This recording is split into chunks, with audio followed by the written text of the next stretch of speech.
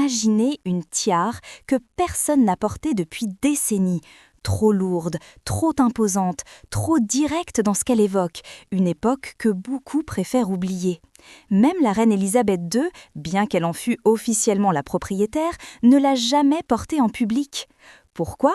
Parce que ce bijou ne se contente pas de briller, il incarne une histoire silencieuse, faite de pouvoir, d'ambition, de secrets de famille et de décisions qui, encore aujourd'hui, suscitent le malaise au sein même de la monarchie. Cette tiare est née d'une interdiction. Elle a été fabriquée à partir de pierres offertes, d'anciens joyaux démontés et de gemmes passées entre des mains, disons, peu conventionnelles. L'une d'entre elles appartenait à une femme qui avait usurpé des bijoux royaux sans jamais en subir les conséquences. D'autres provenaient du plus gros diamant jamais découvert sur Terre. Et même si on a tenté de la redessiner, de l'adoucir, de la faire oublier, son passé, lui, refuse de se taire. Après 1947, porter cette couronne était devenu un faux pas. Elle rappelait une époque où un empire croyait pouvoir régner sur des millions de vies.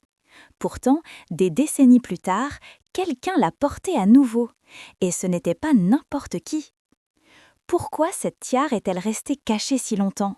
Quel secret embarrassant se cache derrière les émeraudes qui la décoraient autrefois ? Et a-t-elle vraiment été créée en contournant les règles de la couronne ? Si vous pensez que les bijoux royaux ne sont que luxe et tradition, restez jusqu'à la fin. Car l'histoire de la tiare d'Élie Durbar ne parle pas de mode. Elle parle de pouvoir, d'héritage et d'une femme qui, en la posant sur sa tête, a fait passer ce message au monde entier. Je suis ici et je suis la véritable reine. Pendant des décennies, nous avons vu la reine Élisabeth II entourée d'apparats, des tiares scintillantes, des colliers imposants, des broches chargées de plusieurs siècles d'histoire. Mais tous les bijoux qu'elle portait ne faisaient pas partie du trésor de la couronne. Derrière les vitrines protégées de la Tour de Londres, la souveraine possédait aussi sa propre collection privée. Et cette collection recelait bien plus de mystères qu'on l'imagine, car elle contenait non seulement des joyaux hérités de sa mère et de sa grand-mère, mais aussi des cadeaux, des pièces acquises discrètement, autant de fragments d'histoires intimes, de conflits familiaux et parfois de compromis politiques silencieux. Contrairement aux joyaux de la couronne, qui sont automatiquement transmis au monarque suivant lors du passage de pouvoir, les bijoux privés appartiennent à la personne, pas à l'institution. Une reine peut les offrir, les léguer ou les garder à l'abri des regards, pour toujours. Et parmi les trésors privés d'Élisabeth II se trouvait une tiare qu'elle n'a jamais portée publiquement, pas une seule fois pendant son règne. Certains des bijoux en sa possession n'avaient d'ailleurs plus été vus depuis plusieurs générations, jusqu'au jour où l'une des plus grandes tiares de l'histoire royale sortit de l'ombre pour atterrir sur la tête d'une femme longtemps considérée comme une étrangère par les médias comme par l'opinion publique. La tiare d'Élie Durbar. Rien que son nom évoque l'exotisme, presque comme un artefact magique venu d'un autre monde. Et en un sens, c'est exactement ce qu'elle est. Ce n'est pas un simple bijou, c'est un témoin silencieux de l'Empire, de l'ambition et de l'héritage. Mais avant qu'elle ne soit transmise à Camilla, duchesse de Cornouailles, et aujourd'hui reine, cette tiare avait déjà connu un parcours chargé de tensions politiques, de secrets familiaux et d'un flou permanent entre ce qui appartient à la couronne et ce qui est personnel. Cette tiare faisait partie d'un ensemble exceptionnel de bijoux royaux connu sous le nom officieux de parure Cambridge aux émeraudes, un groupe de gemmes traversé de scandales, reconfiguré au fil des générations. Contrairement aux joyaux de la couronne, cette parure était vivante. Ses éléments étaient démontés, transformés, adaptés selon l'occasion. Un collier pouvait devenir une broche, des boucles d'oreilles devenaient des pendants de tiare. C'était la magie des bijoux royaux privés. Ils évoluaient avec la femme qui les portait. Mais parmi tous ces trésors, la d'Élie Durbar était la plus monumentale et la plus mystérieuse. Immense, si imposante que peu de femmes pouvaient physiquement la porter. Peut-être est-ce la raison pour laquelle Élisabeth II ne l'a jamais mise. Ou peut-être que c'était autre chose, une question de poids symbolique, devenue trop lourd avec le temps. Car parmi toutes les tiares royales, celle-ci ne chuchote pas. Elle parle fort, d'empire, de domination, d'une époque que la monarchie moderne préfère ne plus évoquer. Et pourtant, bien avant Camilla, bien avant Élisabeth II, une femme l'avait fait naître. Une femme qui refusait la banalité, qui rêvait en grand et pensait comme une stratège. Contrairement à sa petite-fille Élisabeth, adepte de la discrétion, la reine Mary, elle, était une collectionneuse, une créatrice, une visionnaire du pouvoir par le bijou. C'est elle qui commanda la création de cette tiare extraordinaire destinée à incarner la souveraineté impériale et à rappeler, sans un mot, que la Grande-Bretagne dominait autrefois une grande partie du monde. Tout commença par une contrainte. Les joyaux de la couronne ne pouvaient légalement quitter le territoire britannique. Mais en 1911, une grande cérémonie était prévue en Inde pour proclamer George V et Mary comme empereur et impératrice des Indes. Les insignes royaux devaient rester à Londres. Qu'à cela ne tienne, Mary ne demanda pas d'exception. Elle prit une décision à la fois simple et radicale. Elle allait faire créer une tiare personnelle, financée par ses propres moyens, mais assez somptueuse pour rivaliser avec les trésors officiels. Et ainsi commença l'histoire de l'une des tiares les plus controversées du XXe siècle. À l'époque, personne n'imaginait que ce diadème deviendrait presque maudit, trop lourd, trop voyant, trop honnête. Car parmi toutes les couronnes portées par les reines d'Europe, la Délie d'Urbar ne se contentait pas de briller, elle rugissait. « Je viens d'une autre époque et je suis encore là ». C'est ce qui la rendait magnétique, et peut-être aussi dangereuse. Au début du XXe siècle, l'Empire britannique était à son apogée. Ses colonies couvraient des continents entiers, et le monde observait chaque geste de la famille royale avec fascination. C'est dans cette atmosphère de grandeur que se prépara la célébration de la montée sur le trône du roi George V et de la reine Mary en tant qu'empereur et impératrice des Indes. Il ne s'agissait pas seulement d'une cérémonie, c'était une démonstration de puissance impériale, un message adressé à tout un continent. Tandis que le couronnement officiel devait avoir lieu à l'abbaye de Westminster, à Londres, un deuxième événement fut organisé, symbolique, stratégique et lourd de sens, au cœur même de l'Empire, en Inde, à Delhi. C'est ainsi qu'est née l'idée du Délie d'Urbar, une grande assemblée impériale destinée à asseoir la légitimité du pouvoir britannique aux yeux de ses sujets indiens. Mais très vite, un problème surgit. La loi interdisait formellement d'exporter les joyaux de la couronne hors du territoire britannique. Impossible donc d'utiliser la couronne officielle lors de la cérémonie en Inde. Mais qu'est-ce qu'un couronnement sans couronne ? La reine Mary ne protesta pas, elle ne demanda pas d'exception. Elle prit une décision qui, dans le monde royal, équivalait à un coup d'éclat. Elle allait faire fabriquer une nouvelle tiare, assez frais, qui ne ferait pas partie du trésor de la couronne, mais qui serait digne d'une impératrice. Elle confia cette mission à Garrard, le joaillier attitré de la famille royale, connu pour son travail sur les pièces les plus prestigieuses. Mais ce projet était particulier, même pour eux. La tiare ne serait pas conçue à partir de rien, elle allait renaître à partir d'une ancienne pièce, une tiare créée en 1901 pour Mary par la maison Boucheron, après sa visite en Afrique du Sud. Là-bas, elle avait reçu des diamants provenant des célèbres mines de Beers, des pierres chargées de sens politique, extraites du cœur même de l'empire colonial. Ces diamants formeraient désormais la base d'un tout nouveau diadème. La structure de la tiare fut réalisée en platine et en or, décorée de motifs en forme de lyre, de spirales en S et de guirlandes entrelacées entièrement faites de diamants. L'ensemble ressemblait moins à un bijou qu'à une œuvre architecturale scintillante. Mais ce qui lui donnait toute sa personnalité, ce n'étaient pas les lignes, c'étaient les pierres qui la couronnaient.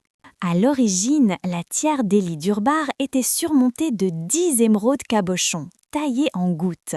Ces pierres faisaient partie de la fameuse collection Kenridge, un ensemble d'émeraudes au passé scandaleux. Pendant un temps, elles avaient appartenu à une femme ayant eu une liaison avec le frère défunt de la reine Mary. À sa mort, on s'attendait à ce que les bijoux soient restitués à la famille royale, mais ils restèrent entre les mains de la maîtresse. Ce n'est que plus tard que Mary, avec discrétion et fermeté, parvint à récupérer les pierres, qu'elle transforma en symbole de contrôle et de légitimité. Mais ce n'est pas tout. Marie décida aussi d'y intégrer 2 des diamants les plus légendaires au monde, les Cullinan 3 et 4, affectueusement surnommés par la famille les éclats de grand-mère, Granny's Chips. Ces pierres provenaient du plus gros diamant jamais découvert, le Cullinan. Le Cullinan 3, en forme de poire, 94,4 carats, fut placé au sommet de la tiare. Le Cullinan 4, de forme carrée, 63,6 carats, fut fixé à l'avant. Et comme tout dans cette tiare, ces pierres pouvaient être ajoutées, retirées ou remplacées selon les besoins, car plus qu'un bijou, c'était un instrument de pouvoir modulable. Le résultat était saisissant. La tiare éblouissait par sa splendeur. Elle était, littéralement, trop majestueuse pour passer inaperçue. Et elle était lourde, tellement lourde que la porter demandait une posture parfaite et une certaine endurance. Pourtant, la reine Marie la portait avec fierté. Sur les images d'archives du Daily Durdar, on la voit debout, droite, imperturbable, portant une tiare qui incarnait plus que la monarchie. Elle incarnait la domination impériale. Avec le temps, les émeraudes furent retirées pour être réutilisées dans une autre tiare célèbre, la tiare Vladimir. Plus tard, les diamants Cullinan furent également extraits et transformés en broches. Et pourtant, la Daily Durbar resta ce qu'elle était, une pièce intacte, un symbole intact, toujours prêt à reprendre la lumière. Car la reine Mary ne voyait pas ces bijoux comme des reliques figées. Pour elle, ils étaient vivants, en constante évolution, reflets de la femme et de l'époque. Ce qui avait commencé comme une simple solution à une contrainte logistique devint bien plus qu'un accessoire. La tiare Daily Durbar ne fut jamais une version de remplacement. Elle devint un monument personnel créé par une femme qui comprenait que dans le silence des pierres précieuses, on pouvait dire ce que les lois ne permettaient pas toujours d'exprimer. Le pouvoir, l'héritage et la volonté de laisser une empreinte éternelle. Quand on parle de la reine Mary, on ne peut pas la réduire à une simple épouse de roi. Elle était bien plus que cela, une femme dotée d'un esprit d'architecte, du moins dans l'univers des joyaux. Aucun bijou dans sa collection n'était simplement porté tel quel. Chaque pièce était réfléchie, démontée, remodelée, réinventée. À ses yeux, aucun bijou n'était jamais vraiment terminé. S'il manquait quelque chose, elle le faisait démonter. Et si le résultat ne la satisfaisait pas, elle le faisait reconstruire. La tiare Daily Durbar était l'exemple parfait de cette vision. Après la cérémonie de 1911 en Inde, la tiare ne fut pas rangée dans un coffre oublié, bien au contraire. Pour Mary, cette pièce n'en était qu'à ses débuts. L'un des premiers changements majeurs qu'elle y apporta fut le retrait des émeraudes. Ces pierres en forme de gouttes, qui avaient donné à la tiare son caractère exotique et impérial, furent retirées dans les années 1920. On les retrouvera plus tard dans une autre pièce iconique de la couronne britannique, la tiare Vladimir. Car pour Marie, les pierres précieuses n'étaient pas sacrées dans leur forme actuelle. Elles étaient des ressources, des matériaux vivants que l'on pouvait modeler selon les besoins, les occasions, les modes et les stratégies. Et ce mot « stratégie » résume parfaitement la suite de l'histoire.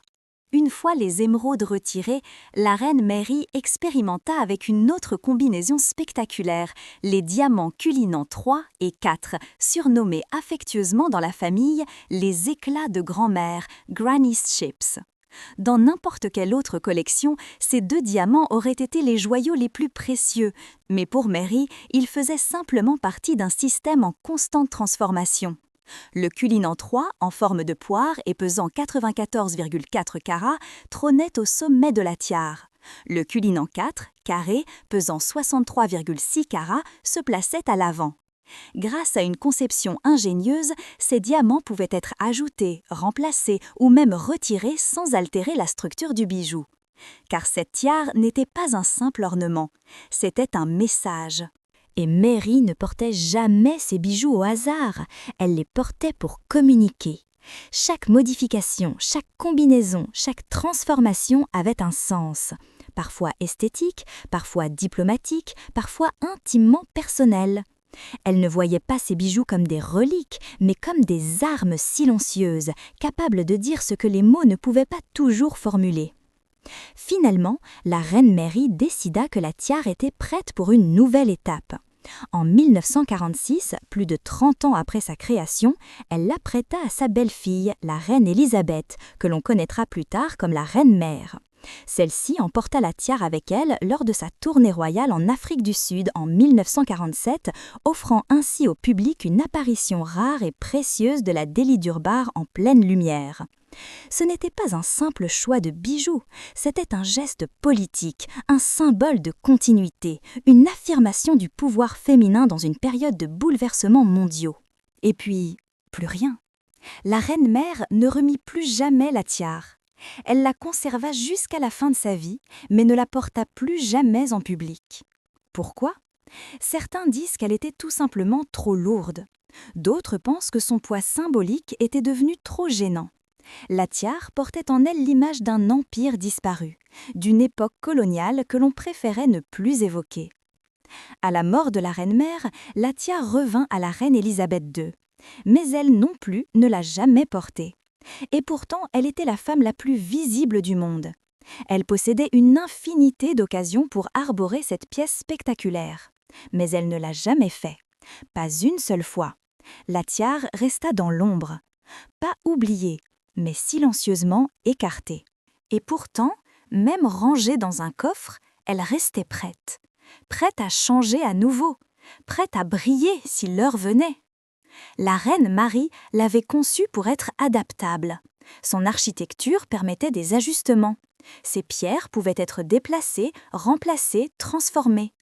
Mais ce que personne n'avait prévu, c'est que le monde lui-même changerait, que la monarchie deviendrait plus modeste, plus sobre, plus soucieuse de son image, et que dans ce nouveau monde, une tiare comme la Délie Durbar ne trouverait plus sa place. Mais elle ne fut jamais abandonnée, elle fut préservée, car les bijoux les plus puissants de la monarchie ne disparaissent jamais.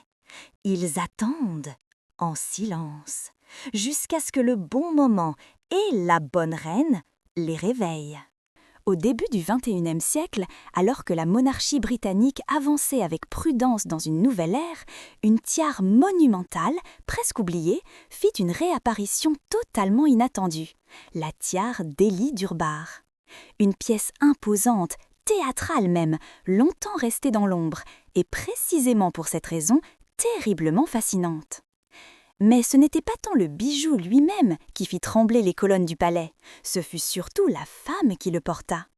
Camilla, duchesse de Cornouailles, longtemps critiquée, longtemps jugée, longtemps rejetée, apparut un soir coiffée de cette tiare au passé brûlant.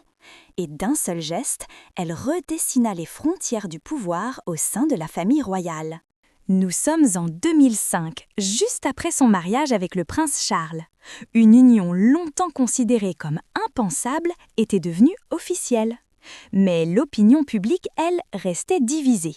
L'image de Camilla, malgré les années, restait ternie. C'est alors qu'un événement discret mais lourd de sens se produisit.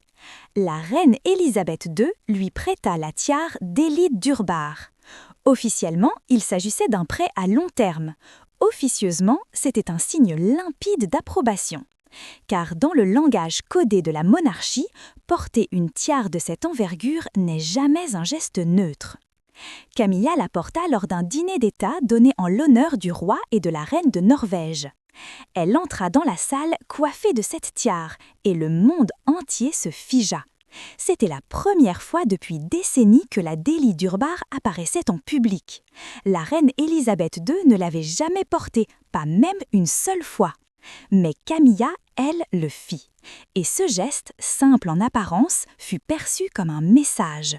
Les réactions furent immédiates. Certains saluèrent le retour spectaculaire d'un bijou mythique. D'autres s'interrogèrent.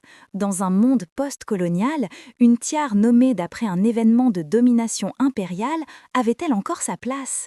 Le mot Durbar évoquait un temps où le pouvoir britannique se déployait loin de ses frontières, souvent sans consentement. Et pourtant, malgré les critiques, l'image de Camilla, calme, sûre d'elle, portant fièrement la tiare, imposait le silence. Ce qui frappa aussi, c'est que la tiare lui allait parfaitement. Malgré sa taille, malgré son poids, malgré son aura historique, elle semblait faite pour elle. Comme si, pendant toutes ces années d'attente, la tiare n'avait attendu qu'un visage, qu'une tête comme la sienne. Une remarque moqueuse circula alors dans la presse. Elle lui va bien parce qu'elle a une grosse tête. Un commentaire cruel mais révélateur. Car la Délie d'Urbar n'est pas une tiare que l'on porte par hasard, pas physiquement, et encore moins symboliquement. Cette tiare ne complète pas une tenue, elle l'éclipse. Ce n'est pas un bijou, c'est une déclaration de puissance, de légitimité, d'appartenance. Et Camilla l'a portée avec une assurance tranquille. Elle n'a pas demandé la permission, elle l'a assumée. Pourtant, ce moment resta unique. Depuis ce soir-là, Camilla n'a plus jamais porté la tiare Délie d'Urbar. Près de 20 ans ont passé. Silence total. Pourquoi ? Les hypothèses fusent. Trop lourdes, trop voyantes, trop liées à un passé que la monarchie veut enterrer ? Ou peut-être la tiare avait-elle déjà rempli son rôle, délivré un message silencieux mais impossible à ignorer ? Car ce soir-là, tout était dit. La reine soutient Camilla, et la couronne aussi. Ce simple geste relança l'intérêt du public. Historiens, journalistes, passionnés, tous se penchèrent à nouveau sur les détails de la tiare, sa structure, ses pierres, ses transformations. Après des années de silence, la Délie d'Urbar parlait de nouveau, sans discours, sans mots, juste par sa présence. Elle avait survécu à l'oubli, et en une seule apparition, elle avait repris sa place dans l'histoire royale. Quant à Camilla, longtemps considérée comme une intruse, elle n'avait pas simplement porté cette tiare, elle l'avait revendiquée. Et contre toute attente, ce moment fut le début d'un nouveau chapitre, celui d'une femme qui allait, un jour, devenir reine. Si l'on observait aujourd'hui la tiare Délie d'Urbar sans connaître son histoire, on pourrait croire qu'il s'agit simplement d'un bijou imposant, un peu dépassé, trop lourd pour être porté. Mais en vérité, cette pièce ne se résume pas à son apparence. Ce n'est pas un simple ornement, c'est un relique vivante de l'Empire, un témoin silencieux d'un monde disparu, mais dont l'ombre plane toujours. Elle a connu plus de métamorphoses que bon nombre des reines qui l'ont possédée. Dans sa version originale, surmontée d'émeraudes éclatantes, elle évoquait ouvertement une esthétique orientale. Elle était théâtrale, fière, indéniablement impériale. Ces émeraudes n'étaient pas là que pour briller, elles racontaient une histoire, celle d'une domination assumée, d'une royauté qui étendait ses bras bien au-delà de l'Europe. Mais lorsque ces pierres vertes furent retirées et remplacées par des diamants, la tiare prit un nouveau visage. Moins exotique, plus glacial. L'élégance avait remplacé l'opulence. Et même si son apparence changea, son poids, physique comme symbolique, resta intact. À chaque modification, la tiare s'adaptait, mais jamais elle ne s'adoucissait. À partir de 1947, lorsque l'Inde obtint son indépendance, porter cette tiare devint problématique, trop chargée de symboles, trop liée à une époque révolue. Peut-être est-ce pour cela que la reine Élisabeth II ne l'a jamais portée. Ce n'est pas qu'elle n'en avait pas l'occasion, c'est plutôt qu'elle savait, peut-être mieux que quiconque, que certains bijoux parlent trop fort, même lorsque personne ne dit un mot. Aujourd'hui encore, la tiare existe. Mais elle vit dans le silence. Elle ne fait pas partie des joyaux de la couronne. Elle n'est exposée dans aucun musée. Elle repose dans la collection privée de la famille royale, quelque part derrière les portes closes d'un palais. On n'en parle presque jamais. Et pourtant, elle est peut-être la plus impériale de toutes les tiares, et paradoxalement, l'une des plus personnelles. Car physiquement, elle reste ce qu'elle a toujours été, immense, lourde, dominatrice, impossible à ignorer. Impossible à dissimuler. Elle ne complète pas une tenue, elle l'écrase. La porter, c'est assumer un héritage, une histoire, un message. Et dans une monarchie moderne, qui tente de se montrer plus simple, plus discrète, plus accessible, cette tiare n'a plus vraiment sa place. Elle est trop visible, trop franche, trop authentique. Alors elle reste là, en silence, mais jamais oubliée. Car la Délie d'Urbar n'a pas besoin d'être portée souvent pour exister. Une seule apparition suffit à réveiller les passions, à raviver les mémoires, à faire frissonner l'histoire. Un jour, peut-être, quelqu'un la portera à nouveau. Et ce jour-là, la tiare n'aura besoin d'aucune présentation. Elle parlera d'elle-même. Car la Délie d'Urbar n'a jamais été un simple bijou. C'est un avertissement, un héritage, une vérité que l'on ne peut pas effacer, seulement transmettre. La reverra-t-on un jour? Quelqu'un osera-t-il l'assumer pleinement en connaissant tout ce qu'elle représente? Peut-être, peut-être pas, mais une chose est sûre, les vraies couronnes ne disparaissent jamais. Elles attendent, silencieusement, jusqu'à ce que le moment soit venu.